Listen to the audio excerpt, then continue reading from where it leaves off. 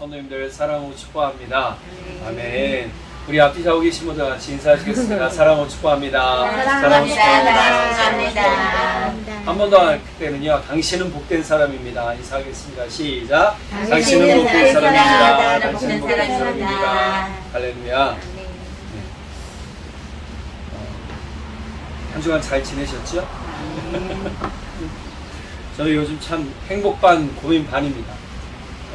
제가 시간이 좀 쉴 수 있는 시간이 많아서 좀 행복한 것 같고요. 제 여유에 대한 시간이죠. 여유 시간이 많아져서 좀 행복한 것 같고, 고민되는 건 이제 개척에 대한 거죠. 그런데 사실은 어떻게 보면 이것도 참 행복한 고민인 것 같아요. 마음이 조급했다면, 내가 하려고 했다면 고민 그 자체로 남았을 거예요.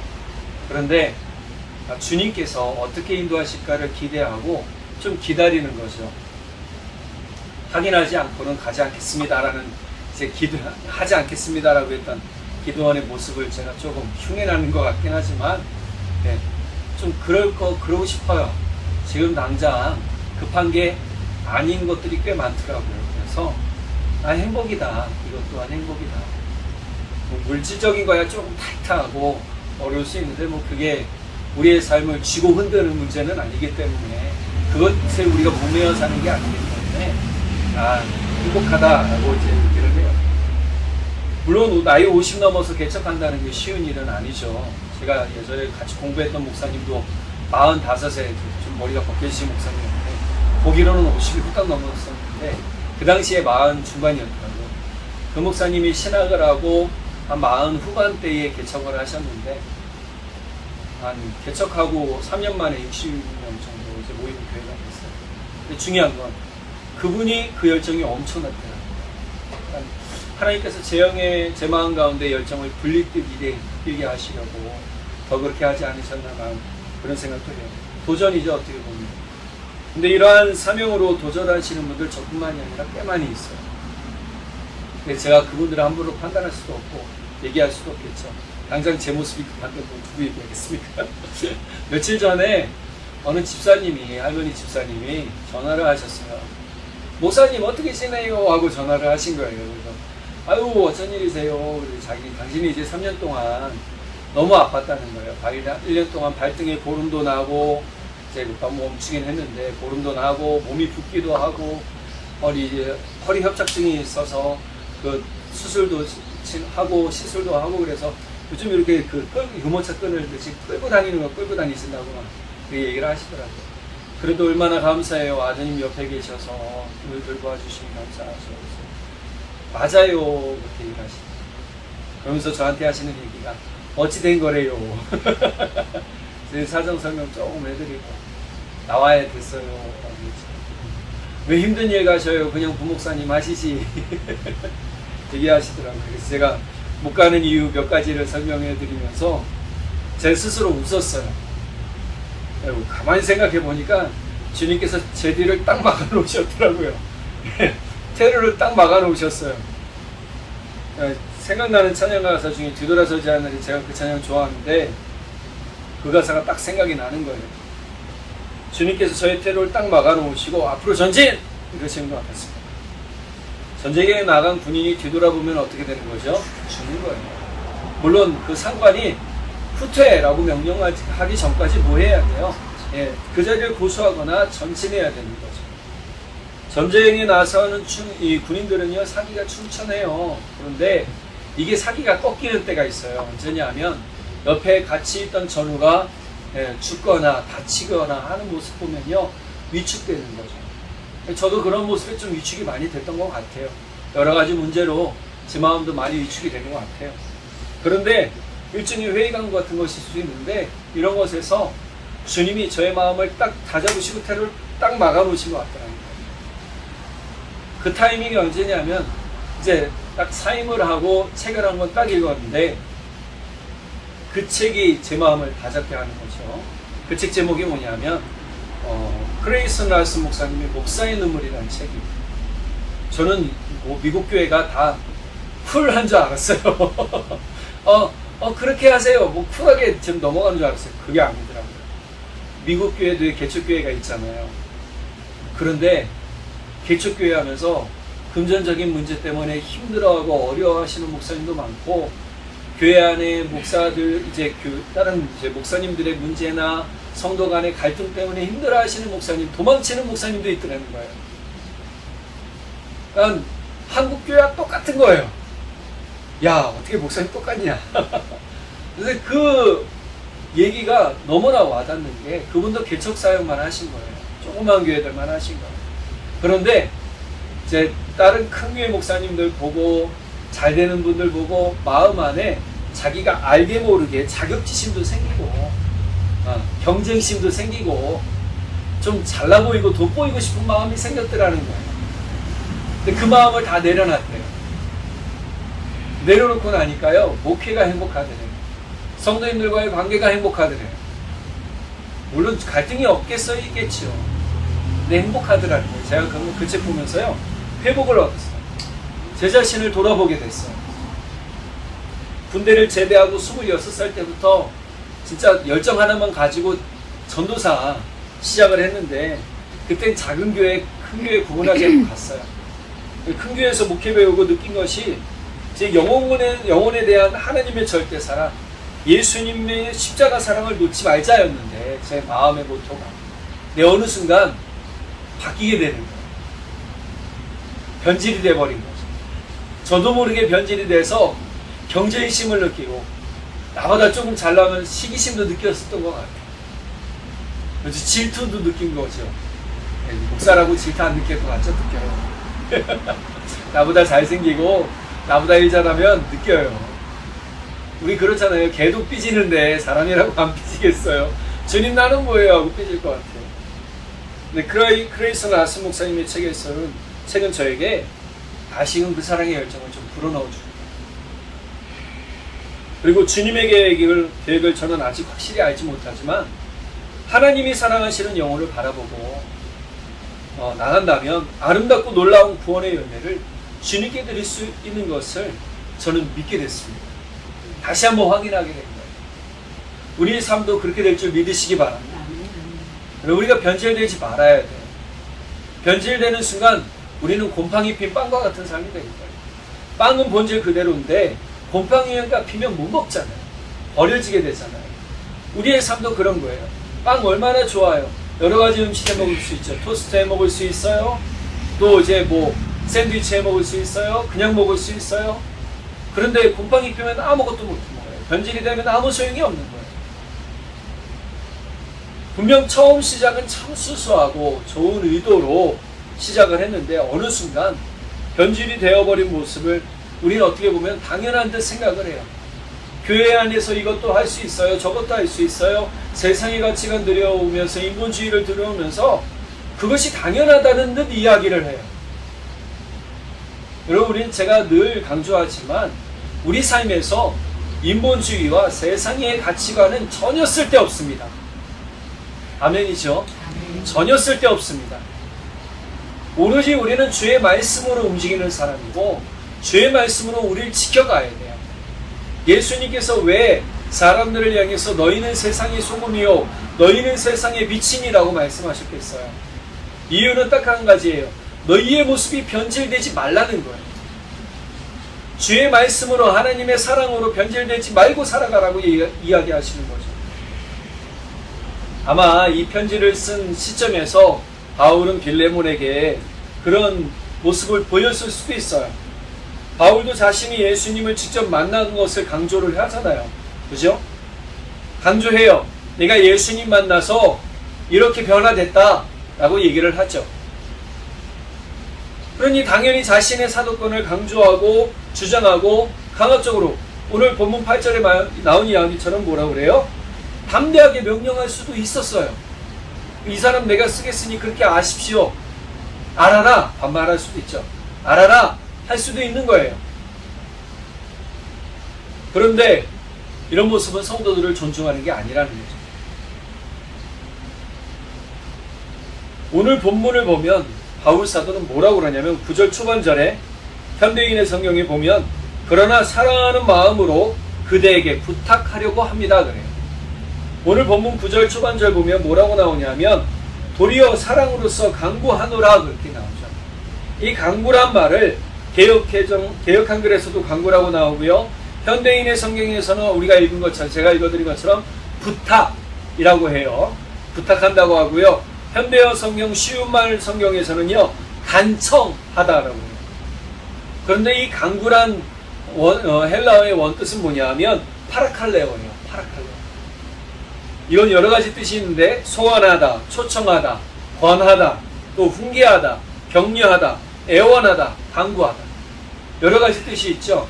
즉 소원한다라는 것은 굉장히 소망을 두고 이야기하는 거예요. 그러니까 이 파라칼레오라고 얘기할 때는요, 그냥 명령이 아니고요, 그냥 간청하는 것이 아니고요, 여러 가지 복합적인 의미를 담아서 내가 너에게 소망을 두고 간절하게 부탁하는 거예요. 바울은 지금 빌레몬에게 이러한 얘기를 하는 겁니다. 바울이 빌레몬을 향해 부탁한 것은 그래서 가벼운 부탁이 아니었어요. 간절한 마음으로 구하고 청하는 거였어요. 바울 사도도 자신이 빌레몬을 향해서 명령할 수도 있겠지만 간절하게 구하고 청하는 이유가 뭐예요? 바울은요, 사람들을 대할 때 늘 죽게 하듯 했어요. 그렇게 대했어요. 그리고 사람들에게 2번이나 편지에 뭐라고 쓰냐면 죽게 하듯 하라라고 다른 두 가지의 편지에서 얘기해요. 에베소서와 콜로새서에서 이야기해요. 에베소서 6장 7절에 보면 기쁜 마음으로 섬기기를 죽게 하듯 하고 사람들에게 하듯 하지 말라. 그리고 골로새서 3장 23절에 무슨 일을 하든지 마음을 다하고 죽게 하듯 하고 사람에게 하듯 하지 말라.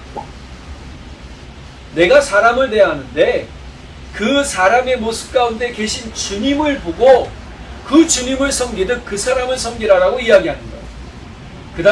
이 당시의 계급사회, 이 당시의 사회는 계급사회였습니다.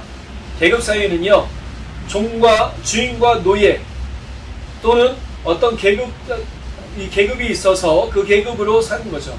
우리나라도 그랬잖아요. 네. 왕족, 양반, 상인, 중인, 농민, 백정 이런 식으로 나눴단 말이에요. 지금도 계급이 있는 나라가 있어요. 카스트 제도라고 해서 인도가 있죠. 계급으로 이야기하고 따지는 거예요. 그런데 바울은 그런 것을 전혀 타파시키는 겁니다. 사람을 외모로 보지 않으시는 하나님을 우리가 믿는다면, 그 안에 계시는 하나님을 본다면 우리는 사람을 향해서 죽게 하듯 하는 마음으로 사람을 대해야 된다라고 바울은 이야기하고 있는 거예요. 그런데 안타까운데 우리 현실은 어떤가요? 교회 안에서 안 그래요. 죄송한 얘기인데요, 교회 안에서도요, 목사님 편 따지고 권사님 편 따지고 장로님 편 따져요. 여러분, 이게 말이 돼요? 안 되는 거죠. 우리가 다 주 안에 형제요 자매라고 이야기하면서도 자꾸 그런 걸 따진다면 이건 세상 가치관으로 사는 거예요. 실제 바울이 자신이 쓴 편지 안에서 사람을 지칭함에 있어서 뭐라고 해요? 야, 너라고 하지 않아요. 이름을 부르거나 그 앞에 형제자매라는 호칭을 반드시 붙입니다. 오늘 또 우리가 지난주에 봐서 알겠지만 오늘 본문에도 보면 빌레몬과 그의 아내된 아비아와 그의 아들된 아키포를 향해서 뭐라고 그래요? 나의 사랑하는 우리의 사랑받는 자요 동역자 아비아를 향해서는 자매라고 얘기를 하고, 그의 어린 아들을 향해서 아키포를 향해서는요, 우리와 함께하는 병사, 전사라고 얘기를 했죠. 군사라고도 얘기해요. 최고의 칭찬을 하면서 호칭을 붙여줍니다. 바울사도의 간절한 구함과 청함은요, 빌레몬을 존중하고 빌레몬이 바울의 제자일지라도 함부로 대하지 않는 것에서 죽게 하듯 함으로써 앞서 7절에 바울이 빌레몬을 통해 얻은 기쁨과 위로를 얻었다는 것을 더욱 크게 만들어주고 더욱 돋보이게 만들어주는 거예요. 그런데 우리는 이런 원칙을 너무 쉽게 무시하며 살아요. 성도 공동체 안에서 야, 너 이렇게 불러요. 친하다는 이유로 부를 수도 있어요. 너무 친하니까 야, 너 라고 부르죠. 근데 기본적으로 야, 너라고 부르는 것에 이 호칭의 기저에는 뭐가 있냐면요, 그 사람을 무시하는 호칭이라는 거예요. 친하다는 이유로 이렇게 부를 수가 없다라는 겁니다. 제가 중고등부 아이들까지는요, 이름을 불러요. 누구누구야, 누구누구야 라고 부르죠. 누구야, 누구야 부르는데, 그 아이들이 이제 대학생이 되고 성년이 되면, 저는 앞에 꼭 하나 붙여요. 뒤에 뭐 하나 붙여요. 네. 형제, 자매라고 붙여요. 그러니까 아이들이요, 어색해해요. 왜 그렇게 불러요? 어떤 사람이 저한테 이야기를 해요. 꼭 그렇게 부를 필요가 있어. 그냥 이름 부르면 되잖아. 그런데 제 마음 안에 뭐가 있냐면요. 그렇게 부르는 순간 그 사람에 대해서 어떻게 해요? 쉽게 대할 수 있다는 거예요. 그래서 제가 성년이 된 사람 모든 이제 아이들에게는 그렇게 불러요. 형제, 자매. 최근에 이제 애아빠가 됐고 제가 너무나 아끼고 사랑하던 형제님 한 분이 형제와 자매가 결혼을 해서 애들을 낳는데 그 형제가 이제 문자를 하게 됐어요. 네, 문자를 했는데 이제 권사님이세요? 아직 집사예요. 하더라고요. 그래서 그럼 난 형제라고 부를게요. 그랬어요. 네, 좋아하더라고요. 솔직하게 집에서 가족 간에도 호칭이 참 중요하죠. 이름을 불러주면요 아이들도 자존감이 높아진다라고 그래요. 그런데 가족 간에 어떻게 불러요? 야! 이리 와봐. 너 이것 좀 해. 이러는 순간 어떻게 해요? 네. 가족 간의 대화는 이제 점점 소원해지고 이제 점점 멀어지게 되는 거죠. 그리고 또 그런 관계가 될 경우에는요 부탁해야 할 일이 명령이 돼요. 해! 하지마! 심지어 이 남편과 아내가 하는 데도 그런 일이 돼버려요. 강요가 되는 거죠. 아이들을 향해서, 아내를 향해서, 남편을 향해서 흔히 이제 막말이 나가는 거예요. 네가 잘나니, 내가 잘나니 이런 식으로 나가게 됩니다. 자, 이런 것들이 생기게 되면 이 호칭이 중요하다는 이유가 그래서 이게 중요한 거예요. 기본적인 것들이 무너지는 거예요. 그러다 보면 서로 존중은 사라지고 대화도 끊기는 거죠. 아주 오래전, 지금은 만나지 못하는 한 부부가 있었는데요. 그 가족이 그랬어요. 그 가족 간에는 늘 큰 소리가 오고 갔어요. 삿대질이 오고 가고 막말과 욕이 오고 가고 야, 너! 라는 호칭은 기본이었어. 한 번은 제가 길거리 가다가 우연치 않게 그 어머니가 아이들을 향해서 혼내는 걸 봤는데 와, 그 모습 보고 저는 참 안타까웠어요. 우리 교회의 공동체가 은혜의 공동체, 사랑이 기쁨이 되는 성도 공동체가 된다는 것은 왜 중요합니까? 우리의 삶의 습관이 사실 어디에서도 나타나요? 교회 안에서도 나타나요. 그러니 호칭이 뭐가 중요할까? 제가 말씀드렸지만 그렇지 않아요. 만약 교회에 처음 나온 사람이 있다고 생각해 보세요. 그 사람이 서로 성도들 간의 모습을 볼 거 아니에요. 보는데 야, 너, 어이, 거기 이렇게 부른다면 그 사람 눈에서 어떻게 보일까요? 화를 내는 모습을 보인다면 그 사람은 어떤 관점으로 이 교회를 볼까요? 우리는 친해서 그렇게 한 것일 줄도 몰라요. 습관적으로. 그런데 그 사람이 보는 관점에서 그럴 수도 아니어요. 그렇게 보지 않을 수도 있어요. 아마 속으로 그럴 거예요. 아, 나도 이 사람과 친해지면, 저 사람들과 친해지면 야, 너, 어이, 거기 이렇게 불림당할 수도 있다라는 말에 실망할 수도 있다라는 거예요. 우습죠? 우습지 않은 거예요. 이게 무서운 거예요. 예수님께서 베드로를 부르실 때 세 가지 이름으로 부르신 거 알고 계신가요? 베드로, 게바, 시몬. 원래 이 베드로의 이름이 시몬이었어요. 요한의 아들 시몬아, 내가 다른 사람들보다 나를 더 사랑하느냐. 이 찬양 너무 유명하죠. 요한의 아들이에요. 요한의 아들 시몬이라고 하죠. 그런데 이 시몬을 예수님께서 게르파라고 부르셨어요. 우리 한글로는 이제 게바라고 하는데 헬라어로는 게르파라고 해요. 아람어로 게르파라고 했는데 이 게르파가 헬라어로는 펜트라 반석이 된 거죠. 그래서 베드로가 된 거예요. 우리가 이제 베드로라고 하는 의미는 반석이라는 의미가 있는 거죠. 그래서 예수님께서 아람어로 게바라고 부르신 그것이 베드로 이름의 시작인 거예요. 그런데 생각해 보세요. 너무 좋은 의미 아니에요? 예수님께서 이렇게 반석아 이거예요. 반석아 불러주실 때 느낌이 어떨까요? 아우 나 그거 싫어요 라고 할까요? 와 주님이 내 이름 반석이라는 이름 위에 괴를 세우시겠다는데 안 기쁠 사람이 있어요? 애칭을 자꾸 불러주시는 거예요. 게바 게르바 불러주시는데 안 기쁠 사람이 누가 있어요? 아마 시몬의 입장에서는요, 베드로의 입장에서는요, 진짜 사랑이 깊어졌을 거예요. 또 이런 사람은요, 금방 또 우리 금사빠라고 하죠. 금방 사랑에 빠졌어요. 그래서 예수님 앞에 푹 빠져버렸어. 아무리 친하거나 사제간의 관계라 할지라도요, 호칭은 함부로 부르지 않는 것이 중요하더라는 거예요. 실제 사이가 좋은 부부의 특징을 보면요, 이름을 불러주거나 누구누구 씨라고 불러주거나 또는 뭐 돼지 엄마, 나의 뭐 이쁜 돼지, 분홍 돼지, 죄송합니다. 이렇게 부르기도 한다고 그래요. 애칭을 이제 지어서 불러주면 사이가 더 좋아진답니다. 실제 그렇대요. 이게 중요한 거죠.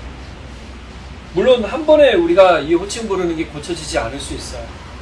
의식적으로 고쳐야 돼요. 우리 아이들에게 습관적으로 하는 것들이 있잖아요. 뭐 이제 손가락을 빨거나 손톱을 물어뜯거나 살을 잡아뜯거나, 그러면 제가 저희 아이들도 그랬지만 뭐라 그러면 물어뜯고 싶을 때 의식을 해라, 생각을 해라. 내가 말을 하려고 할 때 먼저 생각을 해야 된다는 거죠. 우리가 다른 이들을 위해 먼저 이렇게 모습을 보여준다면 우리 안에 주님의 기쁨이 충만하게 될 줄 믿습니다. 자, 이제 옆에 분을 보면서 애칭을 하나씩 좀 생각해 보시기 바랍니다. 이 사람의 애칭을 뭐로 지을까? 분홍돼지 빼고 자, 지어보시고 앞으로 좀 그렇게 불러주시면 좋겠습니다. 그리고 앞으로 그 애칭으로 서로 사랑하시기 바랍니다. 바울이 빌레몬을 향해서 뭐라고 그랬다고요? 우리의 사랑하는 자요 동역자라고 했던 이 애칭이 얼마나 귀한 겁니까? 나의 사랑하는 누구누구 권사님, 집사님, 성도님, 사랑하는 그냥 권사님, 집사님이 아니라 사랑하는, 존경하는 나의 기쁨이 이렇게 불러준다면 여러분 이것이 큰 은혜가 되고 큰 기쁨이 될 줄 믿습니다. 창세기 32장에는 형 에서를 만나러 가는 야곱의 모습이 나와요.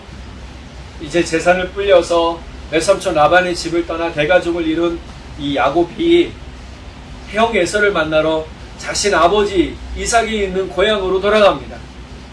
아버지를 만나기 위해 고향으로 돌아가죠. 자, 이제 모든 가족을 야복강 나루터에서 다 건너보내고 이제 야곱이 잠깐 쉬는 중에 한 사람을 만납니다. 그리고 그 사람과 밤새도록 뭐 하냐면 씨름해요. 근데 그 사람이 야곱을 이기지 못할 것 같아서 환도뼈라고 그러죠. 엉덩이 뼈를 탁 쳐서 막 망가뜨리고, 이 상황 가운데서 야곱은 그 사람을 놓지 않아요. 그러면서 한마디 합니다. 내가 당신을 놓지 않는 이유는 당신이 나에게 축복하기 전까지는 내가 이거 놓지 않으려 합니다. 라고 합니다. 현대인의 성경에 보면 이 축복해달라는 말을 뭐라고 썼냐면 축복해달라고 때를 썼다 이렇게 표현해요. 협박한 거죠. 축복해 주시오 이렇게 된 겁니다. 근데 창세기 32장 27절에서 29절에 그 다음에 이제 야곱과 그 사람과의 대화가 나와요. 그 사람, 너의 이름이 무엇이냐? 야곱입니다. 당당하죠. 그 사람, 내가 하나님과도 겨루어 이겼고 사람과도 겨루어 이겼으니 이제 내 이름은 야곱이 아니라 이스라엘이다.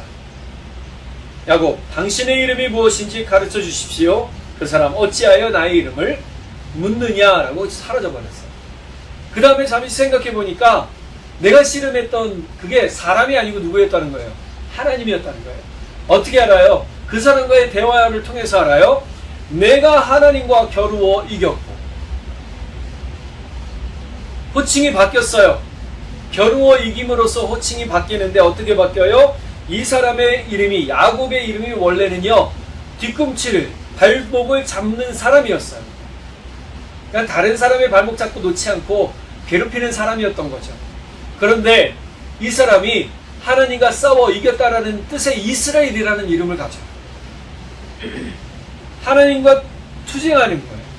하나님이 대신 싸워주시는 분으로 바뀌어요. 그리고 이 약속은요, 창세기 35장 10절에 한 번 더 나와요. 10절에 보면, 이 세 번역에 보면 하나님이 그에게 말씀하셨다. 너의 이름이 야곱이었지만 이제부터 너의 이름은 야곱이 아니라 이스라엘이다. 하나님이 그의 이름을 이스라엘이라고 하셨다.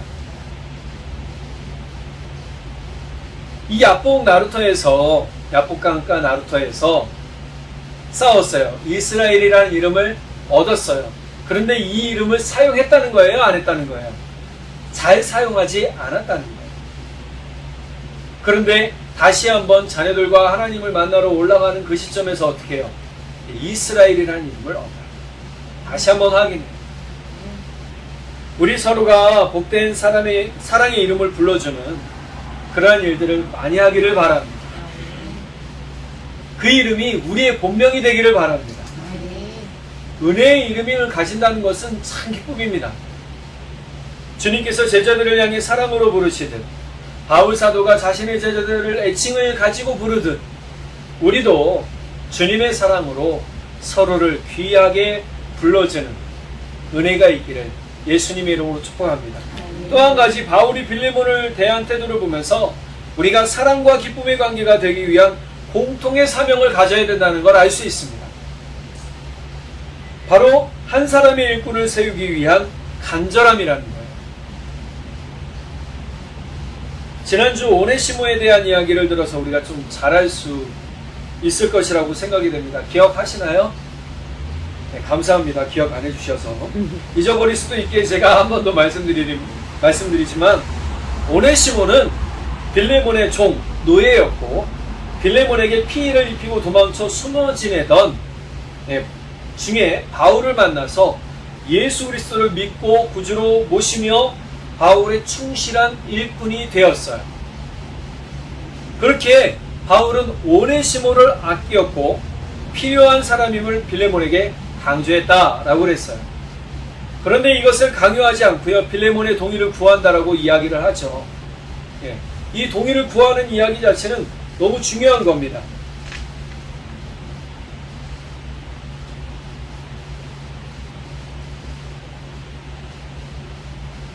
그것을 강요를 하지 않고 빌레몬의 동의를 구하고 오네시모를 자유자로 풀어주고 함께 복음의 일꾼이 될 수 있는 배려를 해달라고 사실 이 편지 전체 내용을 통해서 보면 알 수가 있는 거죠. 바울이 오네시모가 바울 자신에게 어떤 사람인지를 그래서 먼저 빌레몬에게 알려줘요.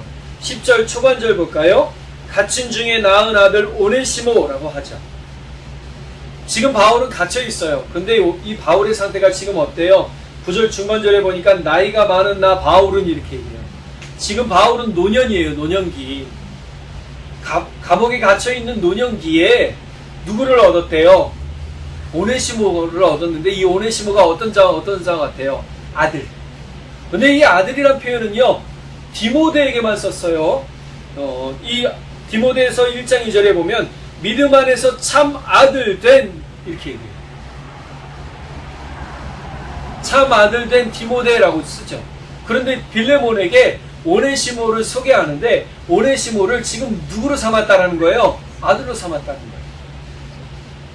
이건 사실 빌레몬에게 너무나 큰 충격이었을 것 같아요. 나에게 손에 끼친 사람을 왜 아들로 삼고 어떻게 이렇게 이 사람을 용서하라고. 네, 그런 거 보면 참 주님의 마음은 알 수가 없어요. 현대인의 성경에 보면요, 갇힌 중에 얻은 믿음의 아들, 그냥 아들이 아니고요, 믿음의 아들이라고 표현했어요. 어찌 보면 오네시모에게 오네시모를 너무 높여서 이야기한 거 아닐까. 또 실제 오네시모가 그런 위치에 있는 사람도 아닐 텐데 왜 이렇게 편지했을까 생각할 수 있습니다. 그런데 바울은 진실함으로 오네시모를 대하며 말하고 있는 것을 뭐예요? 빌레몬에게 알려주기 위해 그랬다라는 거예요. 이것은 바울이 오네시모를 깊이 사랑하고 있다는 반증이기도 합니다. 오네시모를 내가 이만큼 사랑하고 있다라고 빌레몬에게 알려주고 있는 거예요. 그러면서 빌레몬에게 지금 오네시모가 자신에게 꼭 필요한 사람임을 몇 가지로 이야기를 해요. 첫 번째, 나와 너에게 유익하니 라고 11절에 이야기합니다. 11절에 그전에는 내게 무익하였으나 이제는 나와 너에게 유익하거든. 그런데 이 말을 다른 말로 하면 세번역본에서는요, 그대와 나에게 쓸모있는 사람이 되었습니다. 여기서 쓸모있는 사람이라는 건 다른 번역본에서 보니까요, 도움이 되는 사람이라고 나왔어요. 쉬운 말 성경에서는요, 도움이 되는 사람으로 나왔어요. 그렇죠. 빌레몬에게 그 전에 손해만 끼치고 갔던 사람 아니에요. 그 예수님을 믿지도 않았어요. 믿음이 없던 사람이었는데 바울을 만나서 예수 그리스도를 구주로 영접하고 온전히 믿는 사람이 된 후에 어떻게 해요? 쓸모있는 사람이 된 거예요. 옆에서 바울을 돕는 사람이 되었고, 바울이 감옥에 갇힌 중에 끊임없이 옆에서 수종 드는 사람이 되었어요. 그리고 복음을 위해 힘쓰는 사람이 되었어요. 그러니 바울이 오네시모를 빌레몬에게 돌려보내도 도리어 손에 끼치는 사람이 아니라 너에게도 쓸모있는 사람이 될 것이다 라고 바울은 이야기해주고 있는 거죠. 두 번째, 가장 이 사람이 왜 내게 필요한 사람이라고 얘기하느냐? 내 신복이라. 12절 끝에 볼까요? 내게 그를 돌려보내니 그는 내 신복이다. 내는 누구냐면 바울이에요. 나의 신복이다 라고 얘기를 하는 거죠. 그런데 이 현대인의 성경에 보니까 이 신복이란 말을 어떻게 해석을 했냐면 내 심장과 같은 그 오네시모, 내 심장과 같다라고 표현을 써요. 여러분, 오네시모를 향해서, 한 사람을 향해서 그렇게 표현을 쓴다면 빌레몬의 입장에서는 뭐예요? 그럼 나는 뭐지? 이렇게 생각할 수 있어요. 이게 뭐냐 하면요, 사실은 비교하면서 자격지심이 아닙니다. 빌레몬이 저는 자격지심을 안 가졌을 거라고 저는 생각을 합니다. 그렇게 믿어요. 그만큼 믿음이 있었던 사람이었기 때문이라고 저는 생각을 하죠. 지금 오네시모를 향해서 내 심장과 같은 이런 표현을 쓴다는 건 너무나 크게 이야기합니다. 이 사람은 지금 내 옆에서 내 생명을 돌보는 사람이라는 거예요. 그만큼 나를 잘 알고 내 뜻을 잘 수행하는 사람이라고 이야기해 주는 겁니다. 세 번째로 왜 내게 꼭 필요한 사람이냐? 그가 너 대신 나를 섬기고 있다는 거예요. 13절 후반절 볼게요. 갇힌 자 중에서 내 대신 나를 섬기게 하고자 하나라고 얘기를 하죠. 갇힌 자 중에서라는 건 지금 오네시모를 이야기하고 있는 겁니다. 또 바울 자신을 이야기하죠. 그 가운데서 어떻게 해요? 나를 돕는 사람, 즉 바울을 돕는 사람으로 두고 싶었다라는 거예요. 지금 오네시모는 실제로 바울 옆에서 바울을 돕고 있었어요. 여러분, 우리가 복음의 기쁨을 전하는 한 사람을 세우는 일에 바울이 가볍게 대하지 않는다는 사실을 좀 기억하길 바랍니다. 한 사람을 세우는데 굉장히 진지한 모습을 보여준다는 걸 알아야 됩니다. 바울은 오네시모가 전에는 어떤 사람인지 이제 중요하지 않아요. 바울에게 오네시모는 사랑하는 아들이요, 동역자요, 자신을 온전히 돕는 사람으로 이제 꼭 필요한 사람이 되었다라고 이야기하고 있단 말이에요. 우리는 종종 어떤 사람에 대해서 그 사람의 형편이나 모양이나 모습이나 직분이나 사회 위치를 보고 이 사람은 있을 사람이라거나 감당하지 못할 사람이라거나 해서는 안 될 사람이라거나 그렇게 얘기를 한단 말이에요. 때론 깎아내리기도 하죠. 실제 오네시모가 노예의 신분이었고 자유자가 아니라는 것 때문에 그가 어떤 일을 하든 이런 오명이나 이러한 의심을 지울 수가 없었을 거예요. 그렇게 바울은 이 오네시모가 자유자가 되도록, 자유인이 되도록 하기 위해 빌레몬에게 보내면서 모든 오해와 모든 불신과 모든 다툼을 다 해소하고 자유인으로서 돌아오도록, 한 사람의 온전한 복음의 일꾼이 되도록 같이 힘써달라고 이야기하는 거예요. 여러분, 이 한 사람을 세우는 건 누구 한 사람의 몫이 아닙니다. 우리 모두의 몫인 줄 믿으시기 바랍니다.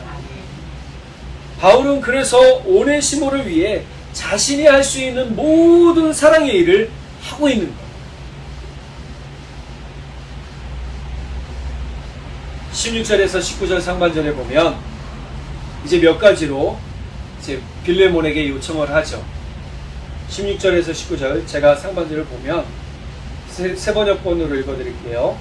이제부터는 그를 종으로서가 아니라 종 이상의 사랑하는 형제로 대해주시오. 나에게 이처럼 소중한 그는 종으로서, 주님을 믿는 형제로서 그대에게 더욱더 소중할 것입니다. 만일 그대가 나를 친구로 여긴다면 나를 대하듯 그를 반갑게 맞아주시오. 그가 그대에게 손해를 끼쳤거나 빚진 것이 있다면 그것을 나에게 청구해 주시오. 내가 다 갚겠습니다. 내가 직접 이 글을 써서 말하지만 내가 갚겠습니다. 한 번 더 강조하죠. 지금 이 세 가지는 뭘까요? 이 요청하는 세 가지는 첫 번째, 오네시모를 사랑하는 형제로 대해달라는 겁니다. 말씀에 보면 종으로서가 아니라 종 이상의 사랑하는 형제로 대해주시오. 나에게 이처럼 소중한 그는 종으로서, 주님을 믿는 형제로서 그대에게 더욱더 소중할 것입니다. 그러니까 소중한 형제로 대해달라는 거예요. 옆에 분들에게 얘기해 주시기 바랍니다. 당신은 나에게 소중한 사람입니다. 당신은 나에게 소중한 사람입니다. 아멘. 소중하게 대해주라고 이 빌레몬에게 요청을 하고 있는 거죠. 두 번째 뭘 요청해요? 자신을 대하듯 오네시모를 반갑게 맞아달라는 거예요. 여러분, 미운 사람 보면 인상부터 쓰지 웃겠어요? 반가움이 가요? 안 가요. 저라도 안 가요. 왜 하냐? 이런 얘기 나오죠. 뭐 오늘 못 뺏어가려고, 오늘 뭐 가져가려고, 이런 얘기 나올 겁니다. 그런데 만약 생각해 보세요.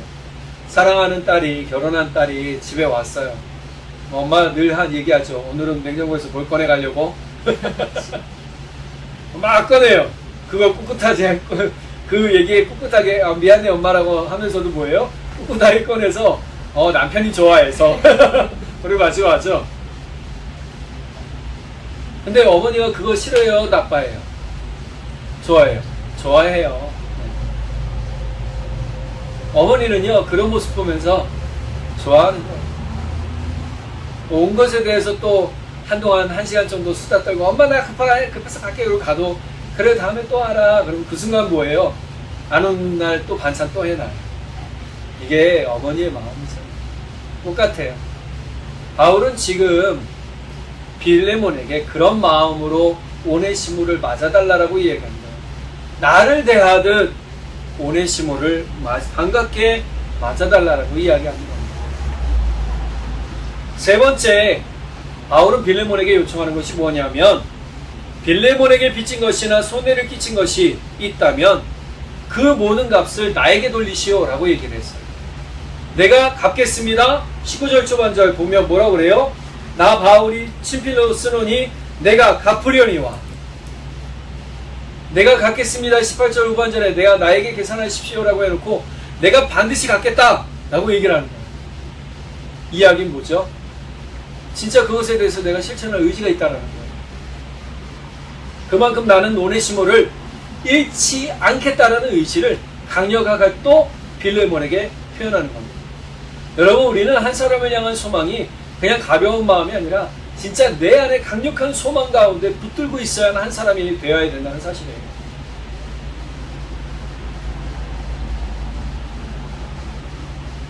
자, 이런 이야기를 하면서 바울은 빌레몬에게 호의를 가지고 이제 베풀어 달라고 하면서 그 호의가 나에게 무엇과 같은지를 이야기하죠. 20절에 보면 오 형제여, 나로 주 안에서 너로 말미암아 기쁨을 얻게 하고 내 마음이 그리스도 안에서 평안하게 하라. 그런데 이 말을 세 번역본에 보니까 형제여 나는 주님 안에서 그대의 호의를 바랍니다. 바랍니다라는 건 기대합니다 라는 뜻입니다. 기대합니다. 그리스도 안에서 나의 마음에 생기를 넣어주십시오. 오네시모를 나에게 보내줘서 내가 다시 한번 생명을 얻는 것처럼 살아갈 수 있도록 호의를 베풀어 달라고 지금 빌레몬에게 이야기하고 있어요. 여러분, 스승이 제자에게 이렇게 편지 쓰면 말 다 한 거죠. 스승이 제자를 얼마나 존중하고 배려하는지를 알 수 있는 부분이에요. 로마서 2장 11절에 말씀하듯이 외모로 사람을 취하지 않으시는 하나님을 우리가 믿는다면, 모든 사람을 차별하지 않고 똑같이 대하시는 하나님을 우리가 믿는다면 복음의 끈을 세우는 것에 주님께서 어떤 사람을 쓰시는지 우리가 판단해서는 안 될 줄 믿습니다. 다만 우리가 지금 해야 할 일은요, 최선을 다해 주님의 사랑으로 서로 사랑해야 된다는 사실입니다.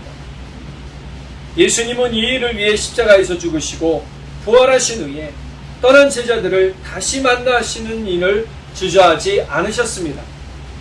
사람의 눈과 마음으로 본다면 절대 제자를 해서도 안 될 사람들이고 또 제자를 할 수도 없는 사람들이었지만 주님은 그들을 찾아가셨어요.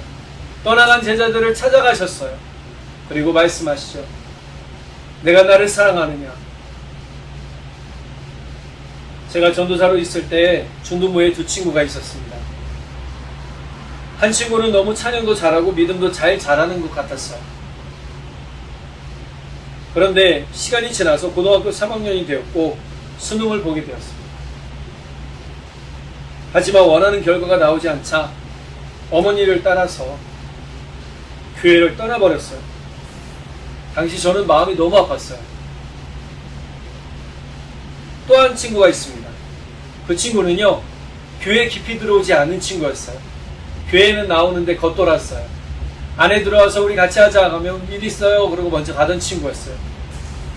그런데 세월이 지나서 한 10여 년 지난 다음에 우연치 않게 다시 만났어요. 근데 너무 놀라운 은혜였더라고요. 그 친구가 찬양 사역자가 됐어요. 놀란 거예요. 제가 너무 감사했게 됐죠.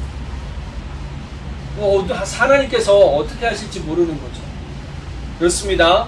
우리는 지금 다만 주어진 시간 안에서 주님께서 우리를 최선을 다해 사랑하시듯 우리도 우리 서로를 최선을 다해 사랑하는 그러한 귀한 기쁨의 공동체가 되어야 될 줄 믿습니다. 그리고 또 만들어가야 될 줄 믿습니다. 사랑으로 소문난 교회라는 책을 쓴 켄 블리차드가 이 사랑의 책 내용 중에 우화예요. 지어진 내용인데 실제 몇 가지는 다른 책에서 따왔더라고요. 그게 뭐냐 하면 세상에서 가장 귀한 것이라고 하는 이 책이었어요. 이 책에서 고린도전서 10장의 이야기를 통해서 9가지 우리가 사랑을 가지고 지켜가기 위해 필요한 9가지 요소를 이야기하고 있더라고요. 그 중에 오래 참음, 인내, 또 배려, 예의, 이런 것들이 꼭 필요하더라는 거예요. 그래서 이런 것들로 뭐 하라는 거죠? 교회 안에 이런 것들로 서로를 지켜가고 배려해 주는 것들이 필요하다라고 얘기를 하는 거예요. 왜요? 교회 안의 사랑은 사랑합니다 말로만 나가는 게 아니라는 거예요. 사실 그 책의 서두가 뭐였냐면 어느 한 성도가 전화하면서 그런 얘기를 했대요. 우리 교회에 사랑이 없는 것 같아요. 이 전화 한마디가 담임 목사에게 전해졌고 부모교육자들을 모으면서 어떻게 해요? 회의를 하고 그러면 어떻게 사랑의 교회로 만들어갈 수 있을까? 사랑의 소문난 교회로 만들어갈 수 있을까를 회의하면서 이제 시작된 그 책에 의해 은혜의 공동체, 사랑의 기쁨이 넘치는 공동체, 지금 주님께서 우리에게 원하시는 것이고 또 세상의 소금과 빛이 되는 일인 것을 믿고 우리 모두가 그 일에 힘쓰며 기쁨으로 단을 거두고 사는 복된 공동체와 우리 모두의 삶이 되기를 간절히 바랍니다. 이제 이 일에 힘쓰기를 간절히 바랍니다. 첫 번째, 이제 뭘 하라고요? 할렐루야. 첫 번째, 우리 호칭 중요합니다. 애칭을 가지고 서로의 이름을 온전히 불러줘야 된다. 두 번째, 뭘 해야 된다고요? 한 사람을 세우는 일에 힘써야 된다. 한 사람을 소중히 여길 줄 알아야 된다. 이것이 바로 은혜의 공동체를 만들어가는 일이고, 우리가 주님 안에서 사랑과 기쁨의 은혜를 가지는 그러한 공동체를 만들어가는 일이라는 것, 우리가 잊지 말고 이 일에 힘쓰면서는 우리 모두 또 눈물을 흘리며 기도하며 기쁨으로 단을 거두는 우리 모두의 삶, 우리 성도님들의 개인의 삶이 되기를 예수님의 이름으로 간절히 축복합니다. 기도하겠습니다. 사랑의 하나님 아버지, 참 감사합니다. 오늘 우리 귀한 은혜 더하시고 소망도 해주셔서 너무너무 감사합니다. 주님, 우리가 힘이 없습니다. 우리가 능력이 없습니다. 지혜도 없습니다. 그러나 우리 가운데 역사하시는 주님을 온전히 믿고 주님과 함께하며 나아가려 하오니 주님 도우시고 주님 우리 안에 지혜를 더하여 주옵소서. 사람들을 향하여 사람의 습관처럼 부르게 하지 말게 하시고 우리 서로가 죽게 하듯 서로를 대하는 삶이 되게 하시며 우리 안에 믿음의 한 사람을 세우기 위해 눈물 뿌려가는 은혜와 기쁨이 있도록 성령 하나님 도우시고 인도하여 주옵소서. 사람들을 우리의 생각으로 판단하지 말게 하시고 가볍게 대하지 않게 하여 주시고 주님의 생명을 다해 주님 모든 사람을 다 사랑하셨듯 우리도 온전한 사랑으로 사람들을 대하는 사랑의 사람들 되게 도와 주옵소서. 믿고 감사드리며 우리 주님 예수 그리스도의 이름으로 기도드렸습니다. 아멘.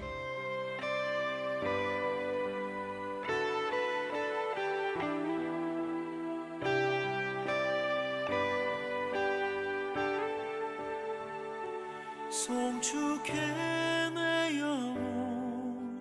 내 영혼아 거룩하시